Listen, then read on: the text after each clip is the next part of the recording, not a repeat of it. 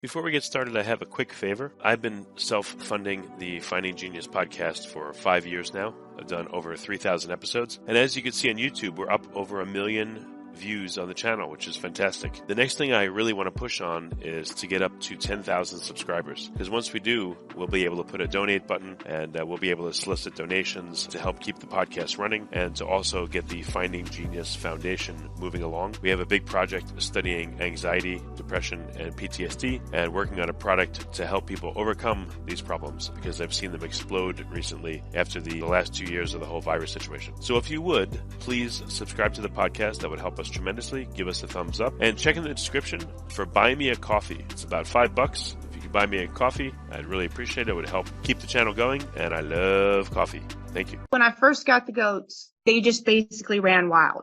For some reason, like if somebody drove up with a blue car, they would jump on the blue car. No other car drove in the driveway. I don't know if the blue was like the color that they were attracted to. They literally would climb on whoever's car it was.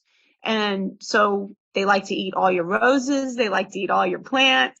Forget frequently asked questions. Common sense, common knowledge, or Google. How about advice from a real genius? 95% of people in any profession are good enough to be qualified and licensed. 5% go above and beyond. They become very good at what they do, but only 0.1% are real geniuses. Richard Jacobs has made it his life's mission to find them for you. He hunts down and interviews geniuses in every field: sleep science, cancer, stem cells, ketogenic diets, and more. Here come the geniuses. This is the Finding Genius Podcast with Richard Jacobs. Hello, this is Richard Jacobs with the Finding Genius Podcast. I have Dawn Gallop. She's at Number 9 Farms. They're on YouTube as well, Dawn Gallop of 9 Farms. She's a mom to, 6 boys and 3 girls, and she's been canning produce pretty much her whole life at a farm. They have 30 acres of land where they have goats, bees, and eggs, and they get meat from their farm. So it sounds like an amazing operation, and we're going to talk about it today. So Dawn, Thanks for coming. Thank you for having me. If you would, tell me about, you've been doing this, I guess, for at least 30 years. What got you into doing homesteading and ranching and farming and all this stuff you do? Well, it all started, me and my husband moved to North Carolina. He was originally from North Carolina, and the farm, we moved on a farm, and it was an old house from the late 1700s, and it was very cold, and there was lots of old barns. So I started keeping goats and chickens and pigs. And it just was a dream, basically, because I grew up in the city and I began starting then. And that was in 1992. But we didn't know that, like, what we did, we grew a garden. We didn't know it was called homesteading. We didn't know any of that. We just, did what we could to survive. Right. I don't know. What are some of the lessons learned you've had from chickens and goats? And maybe let's start with the goats. Well, the goats, you make sure you have, as my husband always says, I got to put the cart before the horse. So I would not have the proper, fencing, things like that. And I would get these goats, and then my husband would be like, okay, now I've got to build something. So the whole theory is you've got to have, somewhere for them to be, some kind of building, shelter of some sort first, before you jump in. Was the theory like, I'll get the goats and my husband will figure out what to do with them? Yeah, or what exactly. was it like in your mind? Secretly, right?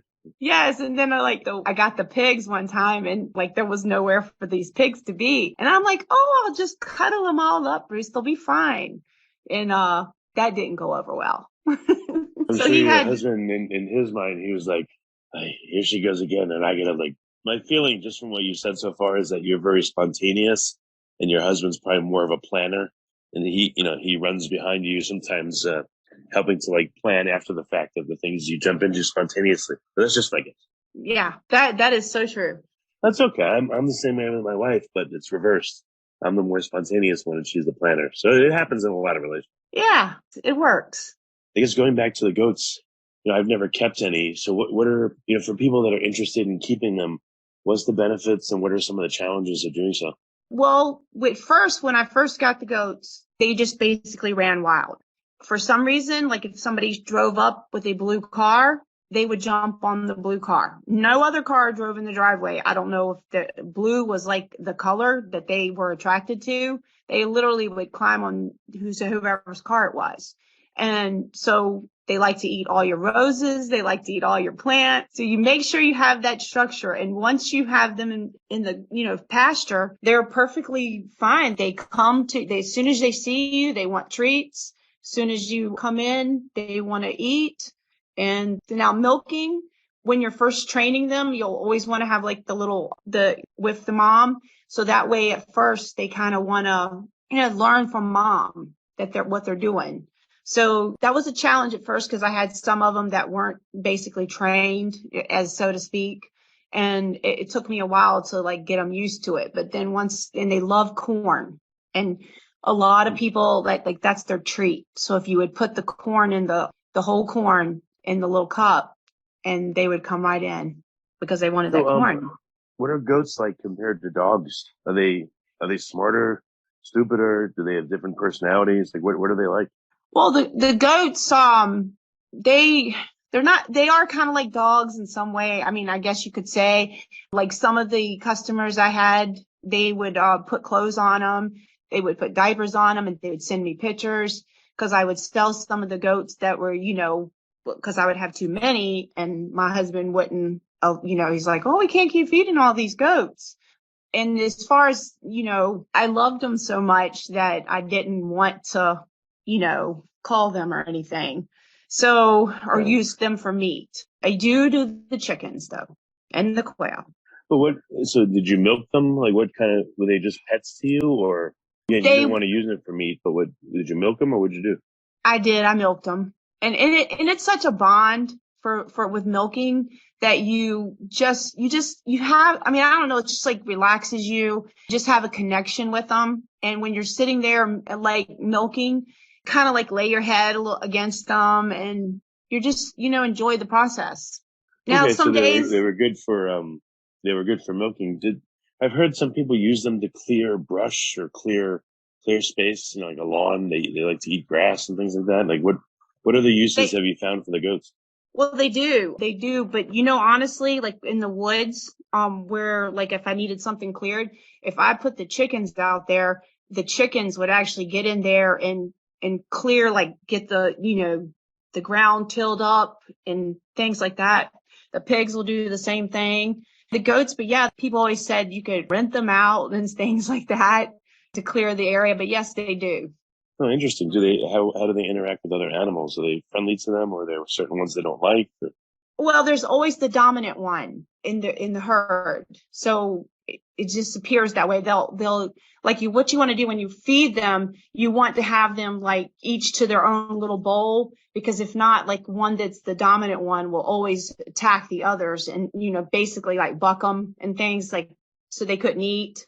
But we kept the boys separate and of course the girls separate. And then like if it was mating time, I would usually bring the boy or the buck to the female. And, but they usually you could tell they were in heat because the tail would wag, the female's tail would wag. And of course the boy would let you know, and a lot of people don't know this, but they will urinate on themselves. So the males, why would they do that? Because they want you to know that they're fertile, and they take and do this kind of weird way you move their jaw. And it's like, I can't explain it, but they move their jaw like that, and they've wet themselves all in their face, and it says, "Hey, I'm fertile." Wait, do the males pee on the females to mark them, or they pee on themselves? What do you mean? They take their head and bend their head down and to their private area, and they basically urinate on their face. Weird. Because. Yeah, I know. And I guess because, hey, they're saying, hey, I'm available. Before we continue, I've been personally funding the Finding Genius podcast for 4.5 years now, which has led to 2,700 plus interviews of clinicians, researchers, scientists, CEOs, and other amazing people who are working to advance science and improve our lives and our world. Even though this podcast gets 100,000 plus downloads a month, we need your help to reach hundreds of thousands more worldwide. Please visit findinggeniuspodcast.com and click on Support Us. We have 3 levels of membership from $10 to $49 a month, including perks such as the ability to see ahead in our interview calendar and ask questions of upcoming guests, transcripts of podcasts you're interested in, the ability to request specific topics or guests, and more. Visit findinggeniuspodcast.com and click support us today. Now back to the show. I know. Oh, to show that the females will do that to show they're available to the males? Yes. So that's what I mean. If the female was in heat, and of course she's over there wagging her tail, he's over there spraying himself with his urine and doing his jaw he like tilts his head back and he kind of like moves his jaw out and it just says, "Hey, I'm ready. I'm here." A lot of people don't know that, because they think that the boys, oh, I can just have this boy and he won't do this. But yes, you can weather them and not have that problem. Yeah, that's really very strange behavior. Do they have other strange behaviors? Not really that I can think of, right? I mean, all of them have their own personality. So you've got ones that are more, a lot more friendly. You've got ones that want to take all the snacks, the treat, the ones who want to hog all the hay. Yeah, anytime I've seen animals, it doesn't matter what kind of animal it is, fish, goats, dogs, there's always a greedy one who just wants all the food and tries to hog it all. Yes, absolutely. There's shy ones and stuff like that. There's always these different personality types. It's exactly true. Even the chickens do the same thing. Yeah, it's weird. We had a dog named Loki, and his whole life was about food, just constantly, So whenever we see an animal that will do that, we say, "Oh, that's a Loki stingray, or that's a Loki goat, or that's a Loki whatever." That's exactly right. Yes, you are so true. Funny. That's really funny. So so the goats, like what did you, again, you milk them, but what else did they do around the homestead to help out? Did they just hang out and exist and eat things, or did, they provided milk, or like what else did you do with them that was useful to the homestead or to you? Well, I would move them around sometimes and, change rotational grazing. As far as other than that, like I used the milk for the soap and I did cheese.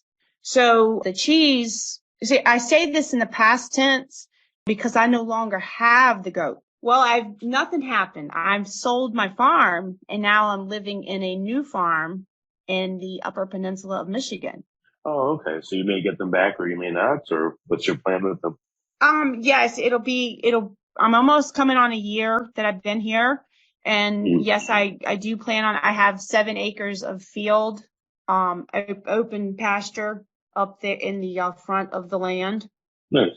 So goats, you can get milk from them, which is great, and make cheese and all kinds of other stuff.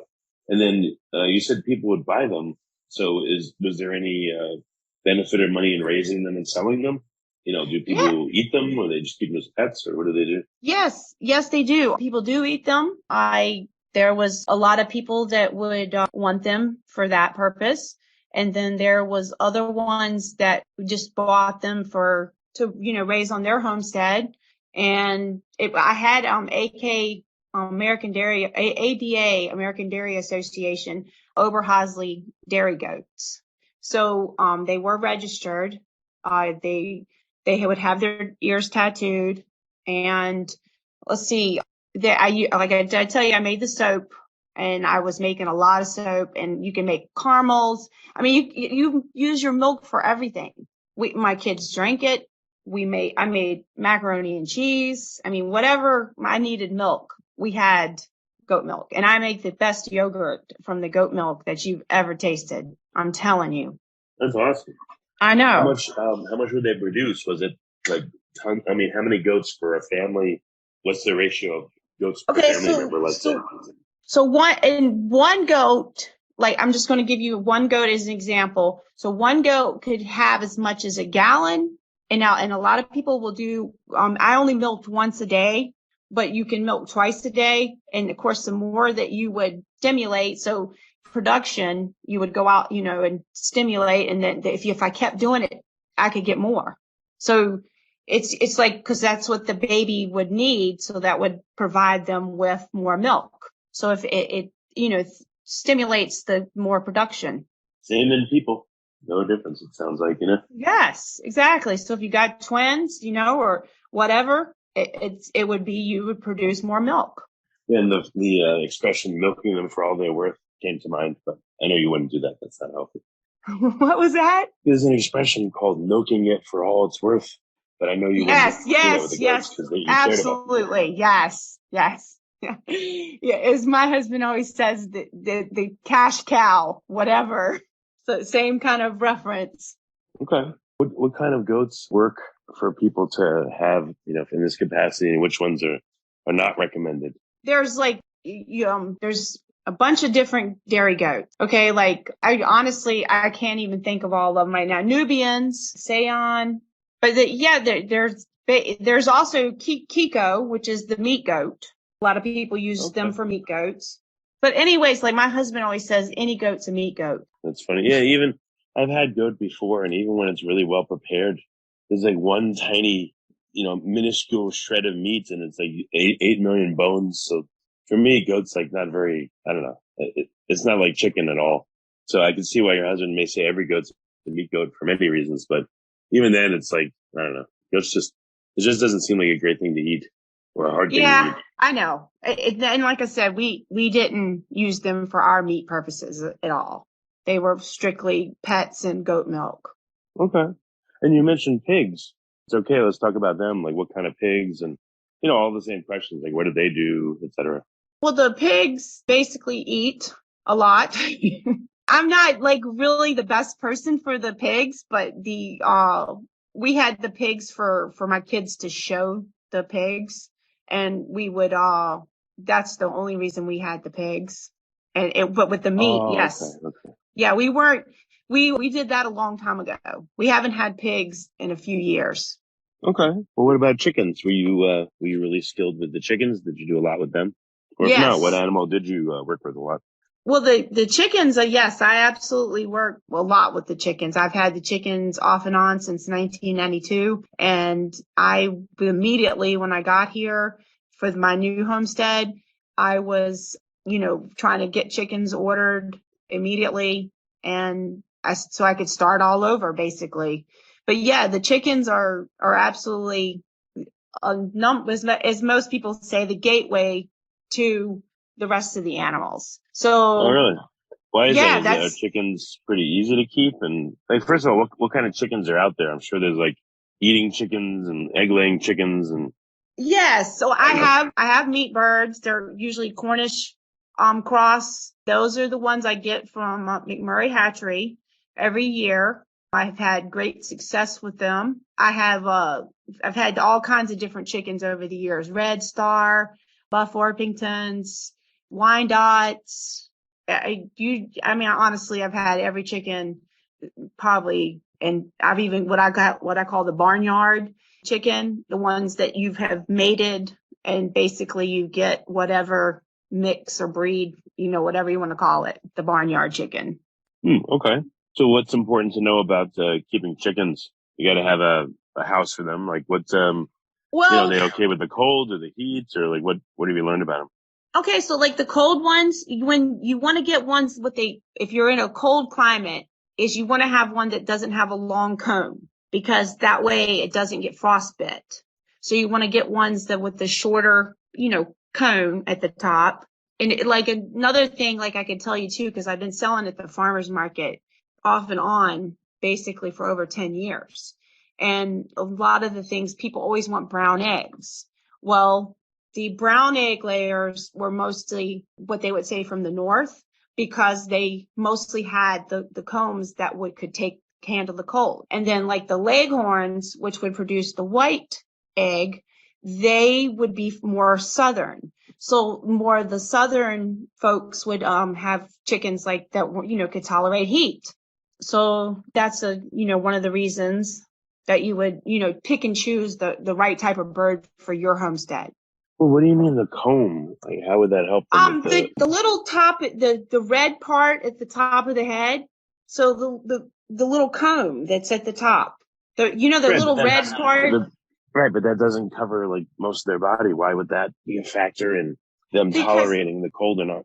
Me and my husband have come to the convincing that their feet can take like anything, because they really will go through any type of broken ice, everything, and they just stand there. But what it does is it'll get frostbite, because we get temperatures here in the negatives, and you don't want to have it because that comb will get frostbite. Just like it's just like so it's actually like an extra appendage type thing that would be sticking off.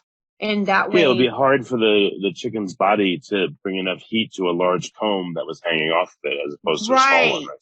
Right, exactly. So the hardiest part of the chicken is the feet. They're pretty much indestructible, like you said. Yes. And some of the things like they get like bumblefoot, that is like an infection, like, because they're walking through dirt and everything, and say they got a little scratch on it or something, and then it turns into like basically like a boil, and for the best way for me to describe it. And basically you have to go in there and you have to like lancet and then squeeze out all the bad stuff, the pus. Okay. Yeah. So that's what I mean. Their feet are really indestructible. So I mean, that only happens every now and then, like maybe twice in all these years I've had it. Okay. So that's for people that don't know, like how many eggs do the egg laying hens produce, and for how long? One usually a day, or like sometimes you can like research the type of breed that you have and say, average. There's even apps too for like you want to count the eggs that you have, but there's on average one a day, and then maybe the next day that hen won't lay, but then everybody else does. There was a time that I sold, I had 300 chickens, and I sold eggs for a living. Oh, wow. That's cool. Yeah. What was that like? What, did you have different kinds of eggs to sell? Like, how did they react to the eggs? What did they say to you? This was around 2014 and stuff. And I had blue eggs. I'd have the green, the olive. Those were the Americanas, or most people call them the Easter eggers. I would have the white eggs too. I'd have the brown and all different colors of browns. And sometimes there'd be little speckles on them. And I would just mix them. But then you would have customers that would want the eggs to be all brown or all white, or all, like some of them would say, I just want blue eggs. So I would at the time, I would let them, pick and choose. But then I got to the point where a lot of them would only pick the largest eggs. So I stopped. So I had to stop doing that, because not when you have farm eggs, that they're never like perfect. They're beautiful in every way, but you know what I mean? If you're used to people will pick the best ones, and then the later ones might complain, right? Right. These eggs are too small, because say you have a pullet, the pullet's only going to lay an egg that's much smaller. And then usually after the molting process has gone through, which is usually, say maybe the second year, the molting will come on, and then they won't lay any eggs. And then you've got this little chicken running around with hardly any feathers. Oh, so the chickens only lay eggs for what, like a year and a half, and then never again, or what happens next? No. They can lay eggs sometimes up to 9 years, as long as they're healthy and everything. And but yes, they can go that long. But usually what you can tell, like from the feet, if the feet are light colored, the feet could be an indication that they're no longer laying, and also the comb. So if their comb is usually bright red, then usually that's an indication that they are laying. Plus their vent would be dry if they're not laying. So they go through a period where they stop laying. For how long? It usually lasts a couple of months. Usually it's in the fall. So that time of year anyway, the days are shorter. So the egg production drops off a lot. So that's another factor too that can help. So, I mean, and then I usually just give them a little bit extra food. They love mealyworms. They love the soldier flies, things like that. I just buy the big dehydrated bag at Tractor Supply. Oh, and they love soldier flies. Some people I heard cultivate soldier flies to feed them to the chickens, and they get kitchen scraps and all that. Like, what have you found is a good mixture of things to get to a chicken? Everything. everything. Honestly, they say you're not supposed to, they don't ever touch limes or oranges. So any citric type thing, which is another thing they say don't put in your compost, but they do not touch those. But honestly, every single thing that is edible, because like I'd have customers ask me that, what do you feed them? And I would say, well, I do give them food scraps. And, some people didn't want that. They think that they only are supposed to be pasture raised with eating. They think they're only supposed to eat grass and they're omnivores. And that right there, they've got to have both. And people don't realize that when they really don't. It's unbelievable how some people don't know those things. Huh. What are some of the real healthy things to get to the chickens as opposed to not healthy? Like if you wanted to optimize their diet and egg laying, what would you give them? You would want to give them a lay-in mash so that they love whole corn too. But that's another thing too. A lot of people don't want the corn in their diet, but I mix in like peas, like you buy the split peas. Those are some of the things and I mix in the wintertime. You want to give them the whole corn and the black sunflower seed, because that way it provides them with a little bit of oil and it helps keep them warm. Because basically what they do is they'll spread their wings. You'll see them like spread their wings. And also you might see this with the buzzard. They'll spread their wings so they can absorb heat into their body. And that way they can store the heat. Okay. What if you're going to eat your chickens? What kind of chickens should you get? When can you eat them, and how do you fatten them up so they're delicious and ready to go?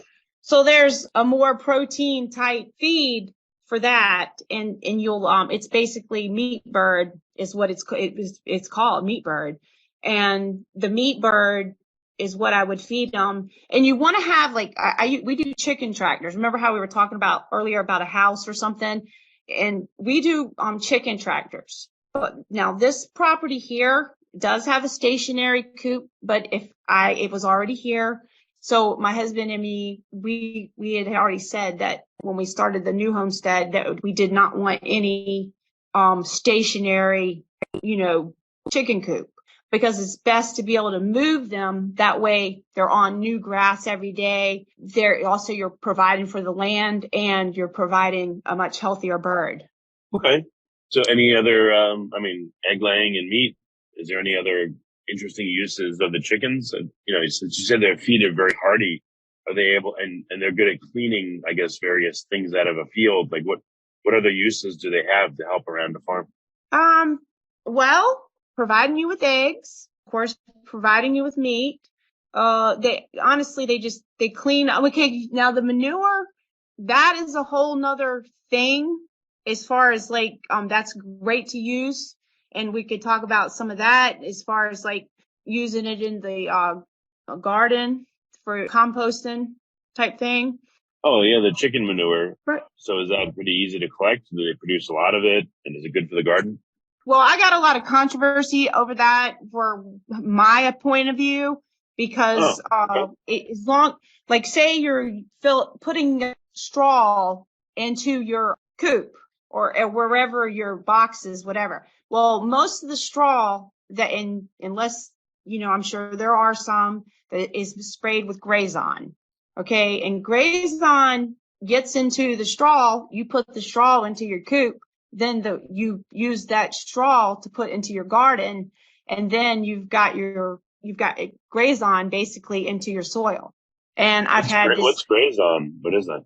Grazon is a weed control, and the farmers, the large farmers, as far as the ones that would be doing straw, they are spraying it to keep the weeds out of the straw. So, and the Grazon, it's terrible. That's all I can tell you.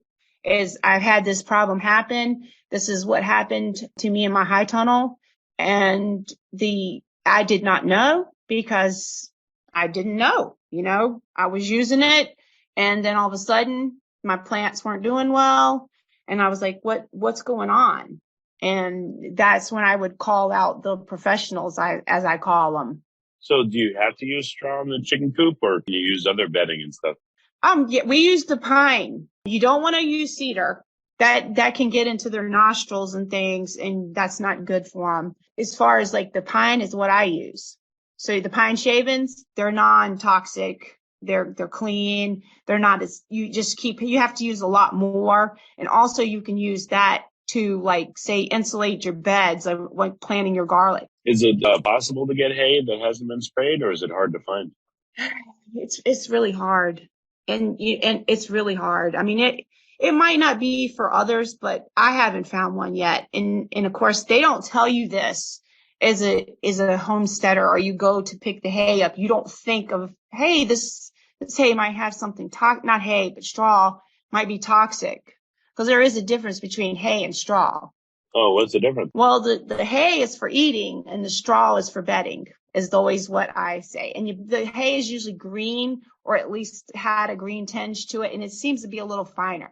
Can you make your own hay or own straw? Or own straw, I guess. How would you do it? You could, you'd have to plant it, go from there. It would be a process. And a lot maybe like some people do compost. Maybe it's worthwhile to do straw. I don't know. For if you have a lot of chickens.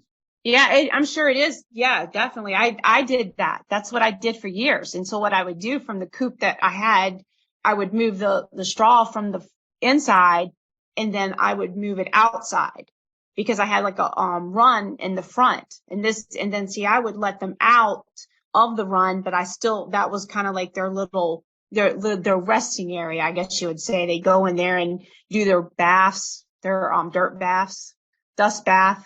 Oh, really? Oh, the chickens would want to take a dust bath? Yes. That like helps a chinchilla? Like a chinchilla, yes. Exactly. Huh. So what do? You have like a box with a certain kind of dust or dirt in it, and they like to go in there and roll around? Oh, well, most of the time you can do that. Like, that's what I call the Instagram chickens, because like they've got this perfect little life, and it's really not like that. It's not like that with this beautiful little coop, and because it's going to get dirty really fast. There was times I did curtains and stuff like that just because it was cute, because I wanted that Instagram chicken. Yeah. It doesn't work.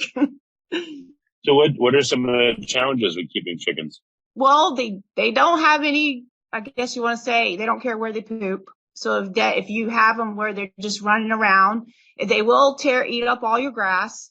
So the part will turn from basically beautiful green or whatever, even if it's weeds, it'll be to dirt. Those are some of the things challenges. Oh, but can you put them in an area for one day? Will they like strip it bare in one day, or what if you graze them in different areas? Yes, if you have like a large area and you can move them about, yes, it won't get as damaged. But in one day, meat birds, it's depending on how many's in the chicken tractor, if they can destroy the grass in one day. Oh, wow. In that little chicken tractor, say whatever size it is, by 10. I mean, I'm just throwing that out there. The size, whatever size. What's a chicken tractor? Well, the chicken tractor is a mobile unit, basically, that some people have, like chickshaws. I think different names for them, but this basically, you have a structure that is enclosed, and then you move it each day onto a new piece of grass. And you literally can tell after it's done, it's almost like a train track, if green, beautiful grass after they're done. Like, like a couple days later, where you can see the green grass starting to come back. So it fertilizes, it's beautiful. Are they good for getting rid of weeds then? Like, how else could they be used to help out? Yeah, they get rid of weeds. Absolutely. They definitely will clean a spot up. Like I told you about the woods. I mean, they will go in there, and the old leaves, everything will be tilled up, turned up. They're amazing. That's really cool. Yeah. Any other difficulties in raising them? I heard like every creature wants to eat them, so you got to watch out for. Oh, yes. So that's another thing. So hawks is another thing. Eagles, they say even eagles will do that. I have not had a problem with the eagles. I've only had issues with hawks. And usually they come on days when it's cloudy. And that's because that way you cannot see the reflection, because usually if the rooster's out, which is a benefit of having a rooster because they do protect. And that's the rooster will warn the hens and they will run to a safe place. Yeah, they do. How does the rooster see the hawks? I guess because he's always watching after, as my husband says, he's watching after his girls. So, he's keeping an eye out for them. And what the rooster, like he does is he comes in and he's scratching and stuff thinking, cause like not all of them, but like you'll have maybe one or two that'll be kind of funny. And a lot of people don't have roosters together, but I've never had no trouble with the roosters. Like I have always had plenty of roosters.